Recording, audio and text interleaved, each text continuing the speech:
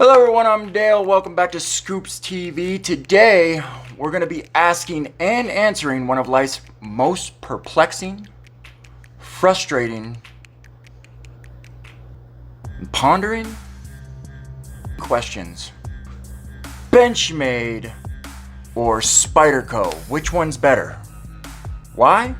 Because I get asked this question all the time, and it's time to finally put it to rest. Now, I am a Benchmade fanboy, you guys know that, but the answer to this question is not as simple as it may seem. We're going to take a look at a couple of each of their flagship models. For Benchmade, we have the Bug Out and the Griptilian. For Spyderco, we have the PM3 and the PM3 Lightweight.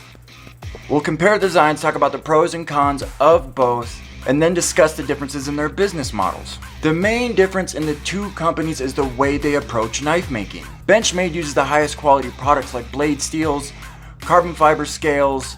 Spyderco uses the latest and best technologies when building their knives. Spyderco focuses on R&D and tech, while Benchmade takes more of a craftsmanship approach. Spyderco offers a wide selection to the everyday man. Benchmade offers some more high-end models. You can see and feel Spyderco's emphasis on R&D in the ergonomics of their designs. The knives feel like they're purpose-built for your hand. How there is a spot for every part of your hand, every finger, and a use for it. You can see Benchmade's emphasis on craftsmanship in some of the materials they use for their designs. S90V steel, for example, or carbon fiber scales. Spyderco uses a unique clip point design based around their spider hole opener. Benchmade a more classic drop point design. The clip point design allows for a quicker and thus deeper insertion. The drop points have a slightly slower insertion speed and thus shallower depth in the puncture, but make up for this with a stronger tip due to the thickness of the spine behind the tip. So both designs have their relative strength and weaknesses. So without further ado, let's take a look, shall we? Start with the openers. On the Spyderco, we have the spider hole, which is a lot more effective than it looks. I know it looks a little simple and rudimentary, but after some getting used to, you start to like it and appreciate the simplicity of it. On the Benchmade, we have the thumb stud openers, which are also simple, but a little bit more intuitive when all you have to do is push up and it swings open a la Mark McGuire on Anadrol. Both are effective and reliable, but to me, the thumb stud is just a little bit easier to operate and more intuitive. I give the nod to Benchmade on this one. Now for the locking mechanisms. Spyderco uses their proprietary compression lock, which, like many locks, uses a leaf spring to wedge between the blade tang ramp and the stop pin or anvil pin. The compression lock is one of the more strong and sturdy feeling locks on the market, and to this day I have not heard of one failing. The Benchmades have the Axis lock, which use small hardened springs called Omega springs on each blade liner of the handle, using tension to pull the locking bar forward when the blade is in the open position to engage the tang ramp and lock into place. When the bar is pulled back, it releases the blade. In lock break tests, the Axis lock outperforms the compression lock, but these tests are far beyond the pressure that any human could apply during daily use. And although I have not experienced this, but there has been a lot of horror stories about Omega springs breaking, people having to send their knives back to Benchmade to replace the Omega springs. Slight edge to Spyderco on this one, because they don't have any Omega spring issues. Now we'll get into the price points and see the differences in the way these two companies approach knife making. For $140, this pair of three comes with G10 scales, which is a high-strength fiberglass, and S45 VN steel, which is a high-quality knife steel that performs well in all of the knife steel performance categories: edge retention, corrosion resistance, wear resistance, and toughness. Where the Spyderco stand out is the ergonomics. The knife fits so well, it feels like an extension of one's hand.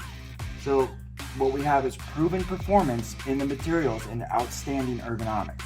The Benchmade, for $140 you get this Griptilian. We have nylon scales with a lot of grip texture, kind of a more aggressive feel in the hand.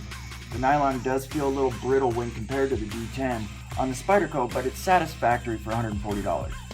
For the blade, we have a more traditional drop point in S30V, which is very similar to S45VN with the exception of the corrosion resistance. The S45VN really outperforms the S30V in that category. It's nearly equal to S90V there. The knives weigh approximately the same. I can't really tell a difference. Moving on to the lightweight models here. For the Benchmade, we have the 535-3 Bug Out. The Bug Out uses high quality carbon fiber scales and super premium S90V blade steel. S90V stands out in all the relative performance categories and is really the undisputed king of edge retention. In fact, it holds its edge so well it's almost impossible to sharpen using conventional methods. The few times you would have to get it sharpened in its lifetime, you have to send it in to have it professionally done, which makes this knife a little impractical for long-term field use, but this knife is all about the finish. It's a high-quality product for those who like the finer things in life. It comes in at just under $250. Now for the Spyderco Para 3 Lightweight. Spyderco took the opposite approach. Their lightweight actually comes in at $30 cheaper than the regular version. Using polymer instead of the heavier G10, they replaced the carry clip with this skeletonized wire type thing. I'm not sure if I like it. Seems a little weak and flimsy. They use CTS BD1N blade steel, which isn't a bad blade steel, but not on the same performance level as the S30V or S45VN in the original. So, they are two different knife manufacturers catering to many different people with many different intended uses. Which is better is going to be a matter of personal preference and the intended use of the knife. I have many different models from both manufacturers and have not been disappointed in any of them. Well, too disappointed in any of them. So go to your local dealer, try a couple different models from each manufacturer, do a little research behind your intended use, and make an informed decision on which knife is best for your needs. My personal preference is...